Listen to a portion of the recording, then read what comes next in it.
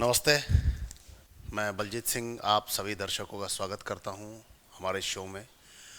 हमारे साथ उपस्थित हैं महान ज्योतिषाचार्य श्री पूज्य योगेश कुमार मिश्रा जी। आज का जो विषय है जो हम उनसे जानना चाहते हैं और आप तक, ताकि सभी लोग ये जान सके इस माध्यम से कि भाग्य के बारे में।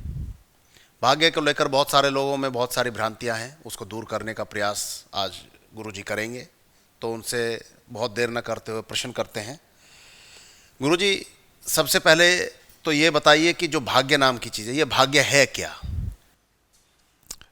बलजीत जी, भाग्य को समझने के लिए हमें कर्म के सिद्धांत को समझना पड़ेगा। हम अपने संस्कारों के प्रभाव में जब किसी भी कार्य को करने या ना करने में कोई रुचि लेते हैं तो उसके पीछे हमारी अपनी बौद्धिक समझ होती है। उस बौद्धिक समझ के कारण जब हम कोई कार्य करते हैं तो उस कार्य के परिणामों को प्राप्त करने की जो चेष्टा होती है, जो उसमें रसास्वादन होता है, यह चेष्टा, यह रसास्वादन हमारे भविष्य के भाग्य का निर्माण करता है।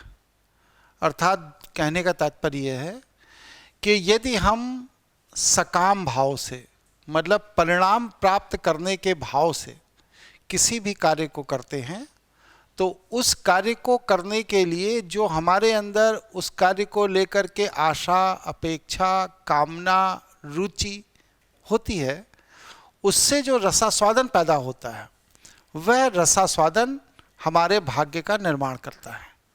इसमें एक बात और बता देना चाहता हूँ कि लोग कहते हैं कि आप कोई भी कार्य करिए और उसमें अगर कोई त्रुटि हो जाए या जानबूझकर कोई गलत कार्य किया जाता है तो उसके बदले में कुछ दान दे दीजिए, कुछ दक्षिणा दे दीजिए, तो आपका वो पाप कट जाता है, धुल जाता है।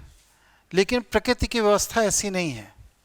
प्रकृति ने आपके दोनों कंधों पर दो झोले टांग रखे हैं।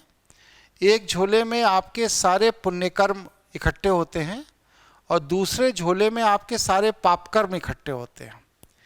जब आप पुण्य कर्म का झोला आपका बड़ा हो जाता है, भारी हो जाता है, तो प्रकृति आपको पुरस्कृत करने के लिए एक अच्छे वातावरण में, अच्छे परिवेश में भेज देती है। और जब आपके पाप कर्म का झोला भारी हो जाता है तो प्रकृति आपको दंडित करने के लिए आपके सारे पुरुषार्थों को विफल करते हुए आपको कष्ट में डालती है, आपको दंडित करती है। तो यह कोई भी ऐसी व्यवस्था नहीं है कि हम किसी को कष्ट पहुंचाएं या हम किसी के प्रति नकारात्मक सोच रखें और उसके बदले में कोई दान कर दें, कोई पुण्य कर दें तो वो हमारी नकारात्मक सोच के परिणाम कट जाएंगे या खत्म हो जाएंगे। ऐसा बिल्कुल नहीं होता है। पाप और पुण्य दोनों के रसास्वादन के अलग अलग संग्रह होते हैं और उसके अनुसार सकारात्मक या नकारात्मक भाग्य का निर्माण होता है।